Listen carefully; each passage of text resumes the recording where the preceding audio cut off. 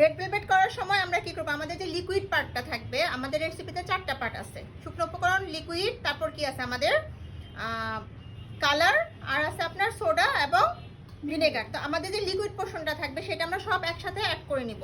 তো সেক্ষেত্রে আমরা কি করছি, বাটার মিল্ক রেড করে নিচ্ছি। এখন এখানে আমরা কি করব, কালারটা ইউজ করব, ঠিক আছে। তো রেড ভেলভেটের ক্ষেত্রে আমাদের ট্রান্সের অয়েল পেস্ট কালারটা সবচেয়ে বেস্ট আসে। হ্যাঁ, আমরা এখানে 1 চা চামচ কালার দিয়ে দিলাম। আর অথেন্টিক রেড ভেলভেট কখনোই একদম টকটকে লাল আসবে না, একটা মেরুনিশ টাইপের কালার আসবে, ঠিক আছে। তো আমরা 1 চা চামচ কালার দিয়ে দিলাম। তারপর দিয়ে দিলাম আমরা এখানে ভ্যানিলা এসেন্স 1 চা চামচ। আমাদের সব লিকুইড একসাথে চলে যাচ্ছে। হ্যাঁ, গেল। তারপর আমাদের কি যাবে, এই যে মিল্ক ছিল 50 গ্রাম, সেটা আমাদের চলে যাবে। আমরা সব লিকুইড একসাথে করব, দেন আমরা সব শুকনো উপকরণ একসাথে করব, করে পার্ট বাই পার্ট আমরা কাজ করব। এখন যদি আপনাদের কাছে মনে